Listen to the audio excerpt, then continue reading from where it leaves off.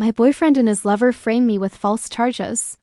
In prison, I grew stronger in silence, gathered the truth, and finally exposed their lies to the world. I didn't take revenge. I took justice. Before we begin, don't forget to subscribe. Get ready for real emotional and thrilling stories from Black adults that will keep you hooked till the end. I was 25 years old and I believed my life was finally beginning. My name is Alyssa Johnson, and back then I thought love was supposed to feel safe. I wasn't rich. I wasn't famous. I was just a black girl with big dreams and a quiet determination to build something better than what I'd grown up with. I worked long hours, saved every extra dollar, and told myself that patience would one day turn into freedom. And standing beside me, at least that's what I believed, was Ryan Mitchell. Ryan had a way with words. He spoke about the future like it was already waiting for us somewhere bright and clean. A house with wide windows. Morning coffee together. A life where I didn't have to struggle so hard anymore. When he talked, I listened. When he promised, I believed. I trusted him with the kind of trust that doesn't ask questions. Looking back now, that was my first mistake. Ryan always said I was too good for this world. Too kind, too honest. At the time, I thought it was a compliment. I didn't realize he was studying me, measuring how easy it would be to move me where he wanted. I didn't see the way his eyes sometimes went distant when I talked about my goals. I didn't hear the silence behind his smiles. Love has a way of making red flags look like decorations. The night everything changed started like any other. I remember standing in our small apartment, folding laundry, thinking about nothing more serious than what we'd eat for dinner. Ryan was unusually quiet, scrolling on his phone, his jaw tight. I asked him if something was wrong. He said he was just tired. Minutes later, there was a knock at the door. It wasn't loud or aggressive. Just firm, official. When I opened it, 2 police officers stood there. Their expressions weren't angry, but they weren't kind either. One of them asked my name. When I said it, something shifted in the air. My stomach dropped before they even spoke the words. Alyssa Johnson, you're under arrest. I laughed. I actually laughed because I thought it had to be some kind of mistake. People like me don't get arrested for no reason. I asked what this was about, expecting an explanation that would clear everything up. Instead, they read out charges that didn't make sense. Financial fraud, evidence tampering. A crime so far from my life that it felt like they were talking about someone else entirely. I turned toward Ryan, waiting for him to speak, waiting for him to say, "This is wrong." She didn't do anything, he didn't. He just stood there, silent, still. That silence was louder than any accusation. I searched his face, desperate for reassurance, for confusion, for anger, anything. But all I saw was control, not shocked, not fear, control, as if this moment had been rehearsed. Long before I ever knew my lines, I tried to explain. My voice shook as I told the officers they had the wrong person. I had nothing to hide. Nothing to fear. But the handcuffs were already coming out, cold and final, when they clicked around my wrists. Reality finally hit me. This was happening. As they led me out of the apartment, I looked back one last time. Ryan met my eyes for just a second. In that moment, I understood something I wish I had never learned. He wasn't confused. He wasn't innocent. He was relieved. Outside, the night air felt sharp against my skin. Neighbors watched from behind curtains. The police car door opened and I hesitated, hoping stupidly that Ryan would call my name, that he would run after me, that he would tell the truth. He didn't. The door shut. The lock clicked. And just like that, my life split into 2 parts. The girl I was before that silence, and the woman I was about to become. As the car pulled away, tears blurred the city lights. I didn't know who had set me up or why. I didn't know how deep the lie went. All I knew was this: the man I trusted with my future had just handed Verto my nightmare, and whatever waited for me next wasn't just a fight for my freedom. It was the beginning of a war one never chose, but would have to survive. Prison doesn't run on days. It runs on fear. I learned that in my first week. There were no mornings or nights that felt different, only a constant heaviness, like time itself had been locked up with us. The walls were thick, the air was stale, and every sound echoed just a second longer than it should. Doors slammed, voices shouted, keys rattled.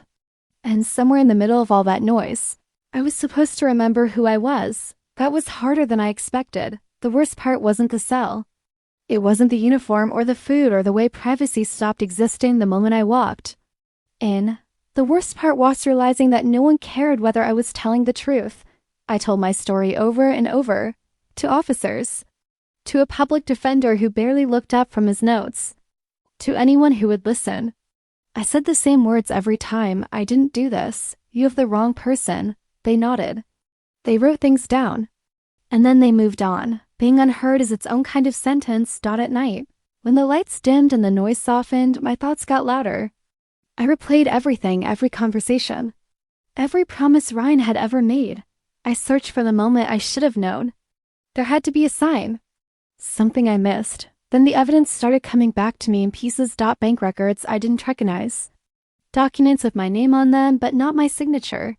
Transactions dated for days when I'd been at work or home with Ryan. Everything pointed to me, and yet none of it belonged to me. That's when the truth settled in my chest like a stone. This wasn't an accident. This was a plan, and the scariest part wasn't that someone had framed me. It was that the person who knew my routines, my weaknesses, my blind trust, was the same person who had held me when I cried. Ryan. Once I allowed myself to think his name without defending him, everything started to make sense. The nights he'd insisted on handling our finances. The documents, he said, were just paperwork. The way he'd encouraged me to sign things quickly, telling me not to worry. I had trusted him so completely that I had handed him the weapon he used to destroy me. That realization broke something inside me. For days, I barely spoke. I moved through the prison like a shadow, keeping my head down, my eyes forward. I learned quickly that attention could be dangerous. Weakness, even more so. But something else was happening beneath the surface. I was watching. I noticed how people survived in here, who stayed quiet, who controlled the rooms without raising their voice. Those who listened more than they spoke realized that strength didn't always look like aggression. Sometimes it looked like patience. That's when I met Ruth Daniels. She wasn't loud. She wasn't intimidating, but people respected her. She'd been inside long enough to understand the rhythm of the place. One evening, as I sat alone, she stopped near my bunk and looked at me carefully. "You're not guilty," she said. It wasn't a question. I didn't answer. I couldn't. My throat closed up and my eyes burned. She nodded as if my silence confirmed everything. "They always make it look clean on paper," she continued quietly. "That's how you know it's planned." Those words stayed with me. Ruth didn't push. She didn't offer comfort. She just gave me space and information. She taught me how to observe without being seen, how to listen without reacting, how to protect my mind when everything else has already been taken. And slowly, something inside me shifted. The fear didn't disappear, but it stopped controlling me. I began writing things down in my head. Dates, names, details, every memory Ryan and I shared suddenly felt like potential evidence. Every conversation became a puzzle piece. I realized that prison had taken my freedom, but it hadn't taken my ability to think, and that was dangerous, because while Ryan believed I was broken, forgotten, erased, I was rebuilding myself in silence. Something had shattered inside me when I understood his betrayal. The woman who believed love was enough didn't survive that moment, but in her place, something stronger was waking up. I didn't know how long I would be in that cell. I didn't know who I could trust on the outside. I didn't even know if the truth would ever matter, but one thing was clear now.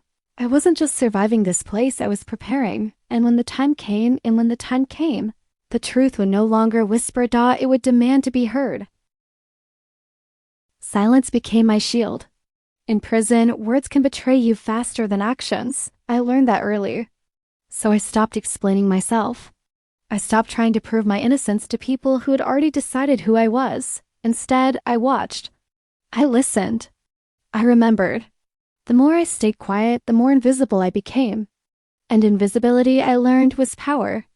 I paid attention to patterns: who talked to whom, who avoided eye contact, who received visitors regularly. I memorized routines the same way Aunt Samara's dreams of a future that no longer existed. This place had rules just like the world outside, and just like before, the ones who understood the system survived it. At night, when the noise softened, my mind worked harder. I replayed every moment with Ryan, searching for cracks I'd ignored. His late-night calls, the sudden trips, the way he'd grown impatient when I asked questions. I told myself I was being paranoid.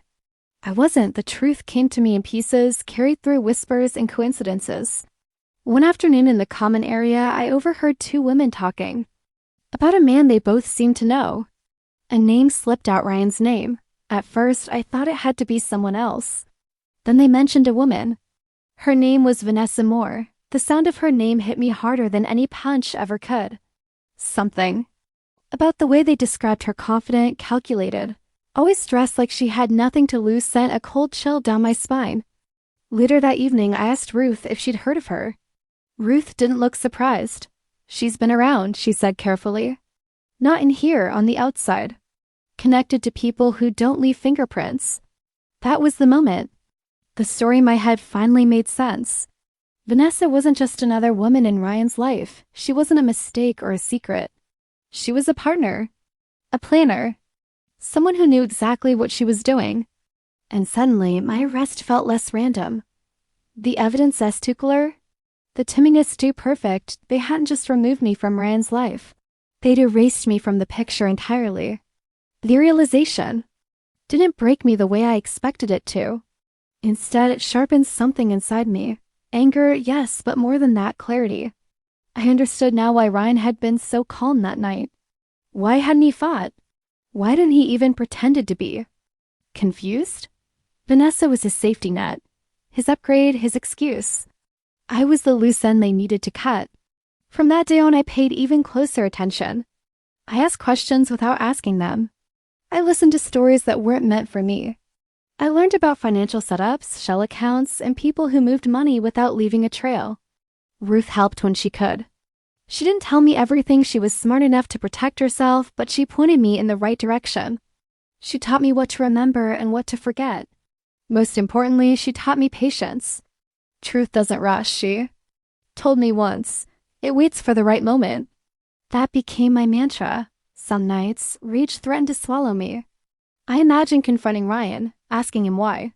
Asking him if any of it had been real, but I knew better now. People like him didn't explain themselves. They justified, so I stopped dreaming of apologies. I started planning survival.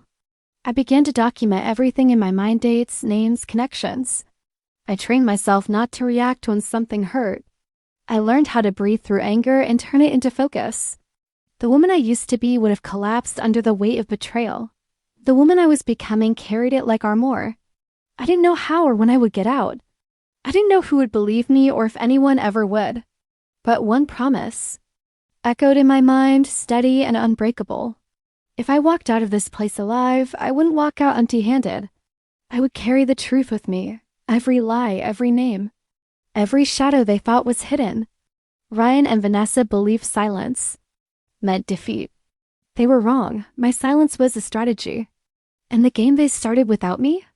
I was learning how to finish it. Asterisk revenge is impatient. Survival is not. That was the first lesson I taught myself. I didn't rush my anger. I didn't let it spill out in reckless thoughts or useless fantasies. I locked it away and focused on something far more dangerous: clarity. Every day in prison became training. Not for my body, but for my mind. Strength, I learned, isn't loud. It doesn't announce itself. It waits. I built routines. I woke up. Before the lights came on, I exercised in silence. I read anything I could get my hands on: law books, old newspapers, discarded magazines. I studied how systems worked, how cases fell apart, how mistakes were hidden inside paperwork that looked perfect on the surface. I stopped thinking like a victim. I started thinking like someone who needed to win. That's when Ruth Daniels introduced me to someone new. Her name was Marla Evans. Marla did the baby's power. She didn't command attention. She didn't intimidate anyone. But she noticed everything. She knew which guards bent rules, which inmates exchanged information, and which visitors came and went with purpose. People like Marla survive because they see the truth before anyone else does. At first, our conversations were harmless: small talk, observations, shared silence. Then one day, she asked me a question that made my heart stop. Do you know why they needed you out of the picture? I didn't answer. I didn't have to. She already knew. Marla had access not to files, but to people, and people talk, especially when they think no one is listening. Over time, she began feeding me fragments. Nothing direct.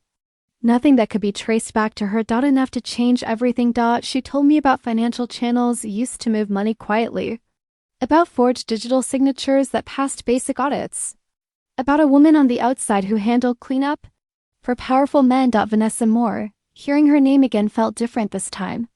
Less shocking. More confirming. Marla explained how evidence could be planted without touching a crime scene. How guilt could be assigned if the right story was told in the right order. How someone like Ryan could disappear behind a mask of respectability, while someone like me took the fall. They don't destroy you with force, she said calmly. They destroy your credibility. That sentence stayed with me. Everything suddenly aligned. The neatness of the charges, the speed of the case, the way doors closed before I even knocked.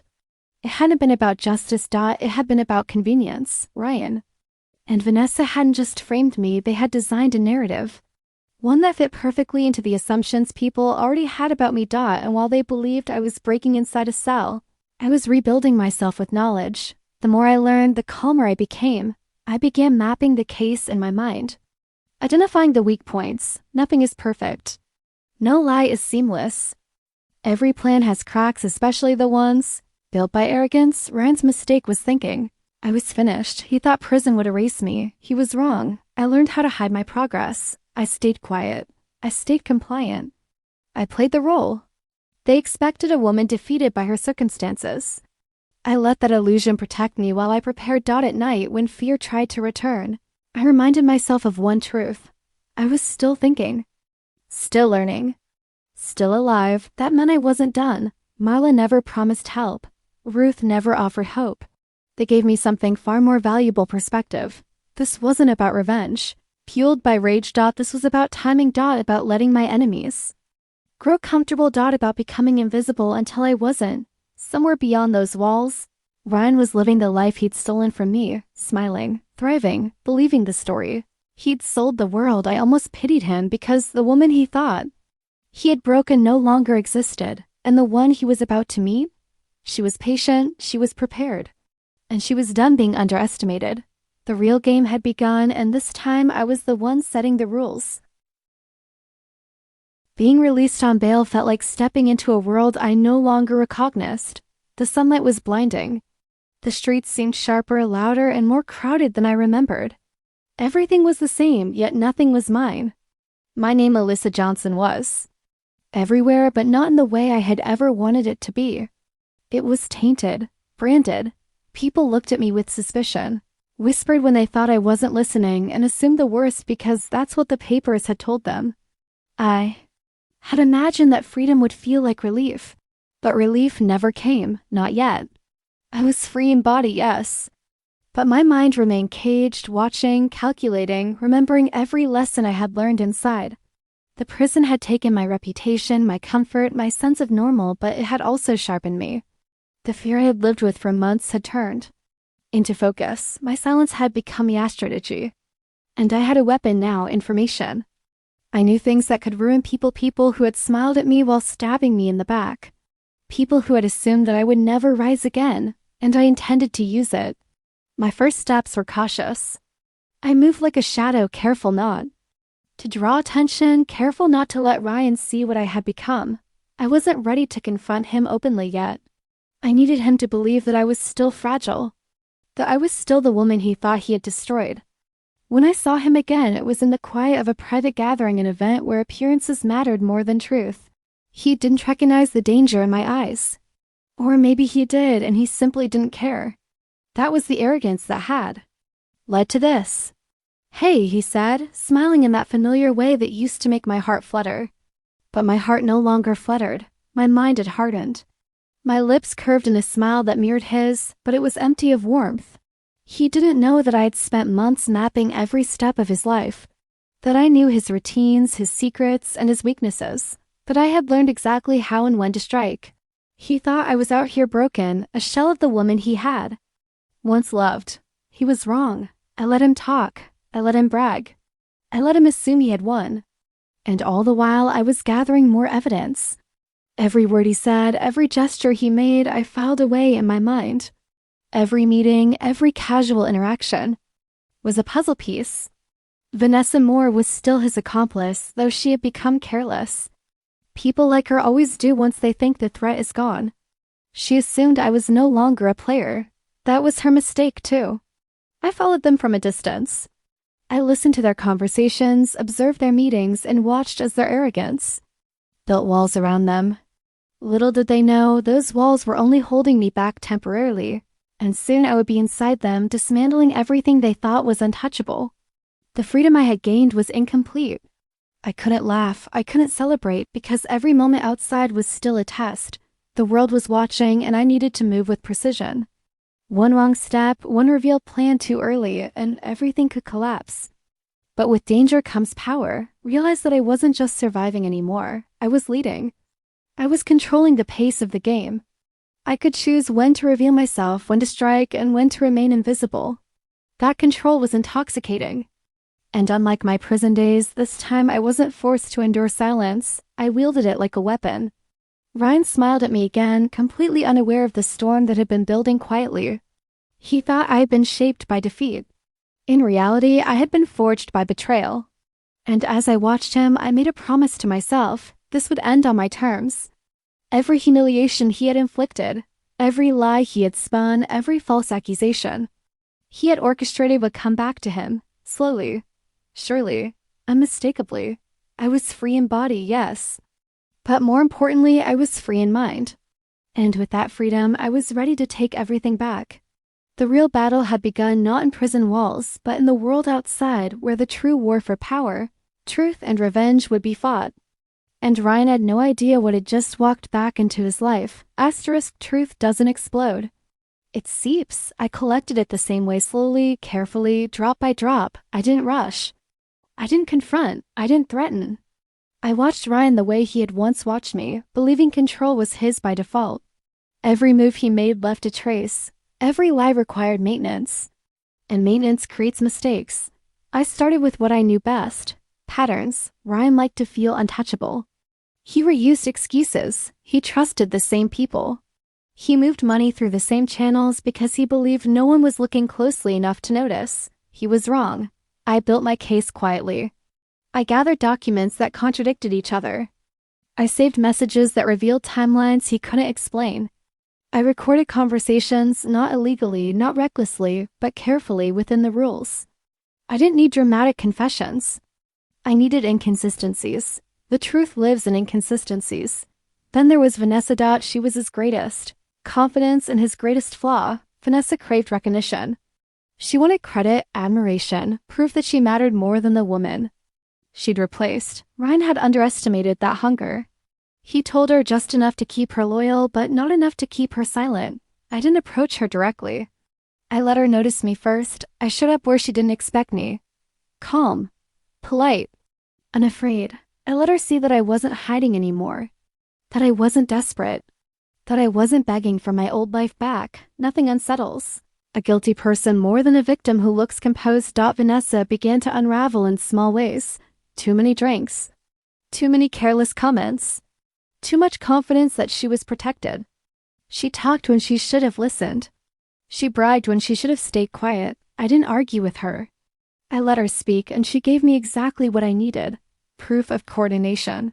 Hints of planted evidence.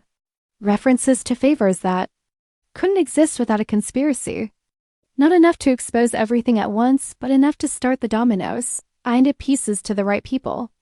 An anonymous tip here. A quiet question there. I didn't reveal myself. I let the truth travel on its own. That's when Detective Marcus Hill resurfaced. He didn't come to accuse me this time. He came with questions, real ones. The kind people ask when the story they believe no longer fits the facts. I answered carefully. I showed him fragments, not conclusions. I let him connect the dots himself. People trust discoveries they think. They made a loan. Soon, Ryan noticed the shift. Meetings were canceled, accounts were frozen temporarily. Friends stopped returning his calls. The smile he wore so easily began to crack at the edges. He started looking over his shoulder. That was when I knew it was working. I didn't touch him. I didn't threaten him. I didn't even confront him. I let the pressure do what pressure always does. It exposes the truth. Ryan grew restless, paranoid. He asked questions too loudly. He blamed the wrong people. He tightened control instead of loosening it, drawing more attention to himself with every move. Fear doesn't look dramatic at first, it looks like impatience, like irritation. Like arrogance turning brittle. One evening, I ran into him unexpectedly. He tried to hide it, but his hand shook slightly when he spoke. His eyes searched my face as if looking for confirmation of something he wasn't ready to name. You look different, he said. I smiled. So do you? For the first time, he didn't smile back. The balance had shifted. He could feel it. He didn't know how or why, but he knew something was closing in. The world he'd built on lies was starting to rot from the inside, and the most satisfying part? I didn't have to push. The truth was doing the work for me. I watched as the man who once stood silently while I was taken away began to lose sleep, lose confidence, lose allies. The same fear that had once lived in my chest now lived in his. I almost felt sorry for him. Because this wasn't revenge fueled by rage. This was a consequence. And the poison of truth, once released, doesn't stop spreading until it reaches. The source. Ryan thought I was afraid of him. Now he knew better, and he was running out of places to hide. Finally, the truth came out. It didn't explode in headlines the way I had imagined when I first began planning. It came quietly, inevitably, like a tide that washes away everything in its path. Piece by piece, the lies Ryan and Vanessa had built crumbled. Documents were reviewed. Evidence was verified. The people who had whispered against me, who had written me off as guilty, were forced into silence. Just doesn't always roar. Sometimes it hums. And this time, it hummed loudly enough for everyone to hear. I watched it unfold from a distance. At first, I didn't need to be in the courtroom to feel the weight of it. I had spent months preparing for this moment, countless hours of observing, gathering, and waiting. And now, it was no longer my effort alone. The system I had once thought was broken was finally doing its part. Ryan Mitchell, my betrayer, the man who had smiled at me as if I were nothing, stood in the center of it all, stripped of every mask he had worn. He was forced to confront the reality he had spent years avoiding. His charm couldn't protect him anymore. His lies couldn't shield him. And for the first time in his life, he understood what it felt like to be powerless. Vanessa Moore's presence was equally insignificant.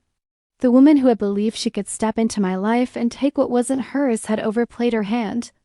Her arrogance became her undoing. Every misstep, every careless conversation, every shred of evidence that linked her to Ryan's conspiracy now hung around her like chains. People who had once called me a criminal, who had whispered and stared, and doubted, were silent. Lawyers, journalists, and former friends, they all had to face the same undeniable reality I had carried alone for so long. I walked past them quietly. I didn't gloat. I didn't need to. There was a power in restraint. The power of knowing you had been right all along. The power of watching the person who tried to destroy you unravel under the weight of their own deceit. I didn't take revenge. Not in the way most people imagine. I didn't confront Ryan with rage. I didn't yell. I didn't humiliate him in public. I didn't need to. Because justice, when served correctly, has its own elegance. Its own finality. Its own sharp edge. That cuts deeper than anger ever could. Ryan had lost everything: reputation, love, freedom, credibility. He had spent years building a life that depended on my silence, and now that silence had transformed into a weapon. A weapon I wielded without lifting a hand, and yet as I looked at him, there was a part of me that felt nothing, not happiness, not satisfaction, not even relief. Because this wasn't about me feeling vindicated. It was about the truth being set free. And truth, once it moves, cannot be contained. I stepped out into the world, finally free in a way I had never imagined. But freedom is a strange thing. The streets I had once walked with hope now felt wider, stranger, heavier. People looked at me differently, yes, but I had changed even more than they had. The girl who had been naive, trusting, and easily broken no longer existed. She'd been forged in silence, betrayal, and observation. She had been transformed into someone no one could underestimate again. Ryan's fall was complete. Yet his punishment was more than legal, more than public. He was trapped in the cage he had built for me, his own mind. Every glance over his shoulder, every doubt, every question he couldn't answer. Every whisper of truth he tried to ignore became a reminder of what he had done.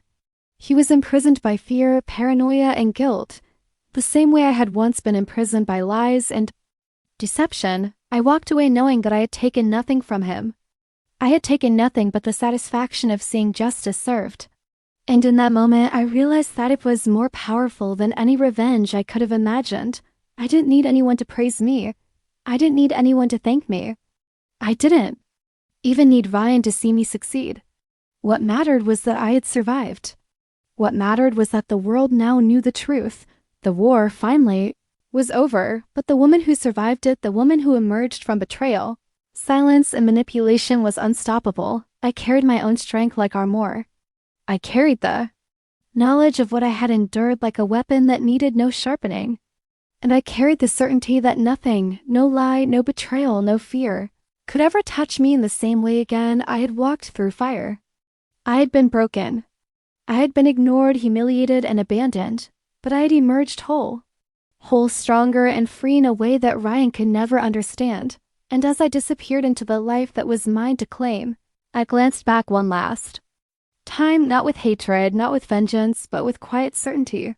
The person who had tried to destroy me was gone. The girl he had underestimated had survived, and that was the most powerful justice of all, because some cages are physical, but the most lasting cages are the ones built in the mind. And now, Ryan was trapped in one of his own making while I finally was free. The world ahead was mine, and this time I would walk it on my terms. I had not taken revenge. I had taken back my life, and that more than anything was unstoppable.